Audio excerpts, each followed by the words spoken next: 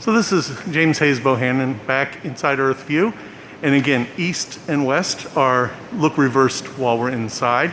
And so one of the things we do pretty early in our presentations is to talk about where we are.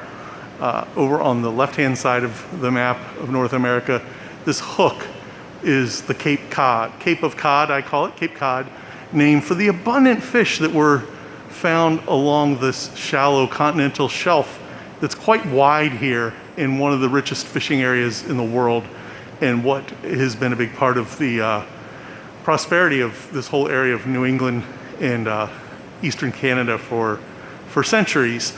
And going back to the original peoples of this land, in our case the Wampanoag Indians, and others in our area have long known the wealth of the sea, both fish and marine mammals, the whales. Whale hunting has gone on here for centuries, or did go on here for centuries for sustenance. And the whale hunt, the commercial whale hunting that started in the 1700s based in Nantucket, would just be sending whale ships out to the continental shelf area and then increasingly distant areas of the North Atlantic as they exploited the whales, not for sustenance, but for light and oil for light and candles. In our area, after a fire in Nantucket and the increase of rail access to New Bedford, that industry moved to New Bedford, and it became one of the wealthiest cities in the world on the basis of this trade in whales. And ships would go out into the Atlantic and searching for all different kinds of whales. And there's a great whaling museum I'm a member of in New Bedford. And we also have whale boat clubs, people who as a hobby row the boats that would be carried on those ships and used to hunt whales. We do not hunt whales in New Bedford today, but we have that heritage that is represented by the whaleboat clubs, both what is called a Yankee Club, based on the English-owned models, and the Azorean Club, based on an Azorean style of whaleboat. If we look out into the Atlantic, the Azores are here, today still a part of the country of Portugal. In the North Atlantic, in the Macaronesia Islands, is a collection of archipelagos in the North Atlantic, the Azores, which are part of Portugal. The Madeira Islands, which are sadly missing from our globe, are also part of Portugal. The Canary Islands, which are part of Spain, a colony of Spain. And then Cabo Verde, or Cape Verde, which is an independent country since 1975, but prior to that had been a colony of Portugal, and where Portuguese is one of the official languages, in Cape Verdean Creole another. I speak Portuguese fairly well. I'm learning Creole.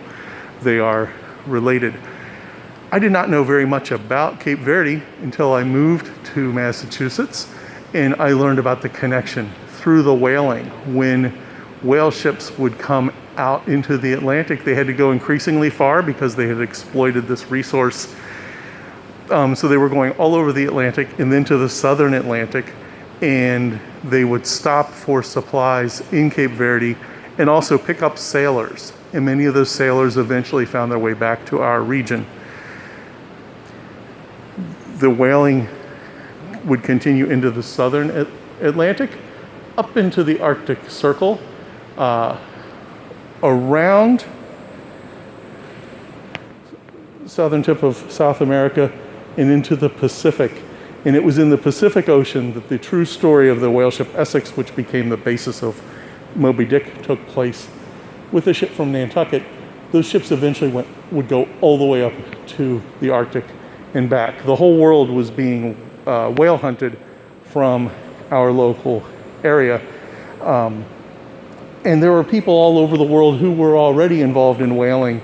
I've been reading recently about the Nazca lines, the indigenous features or lines drawn in the desert in Peru, just north of the Atacama Desert.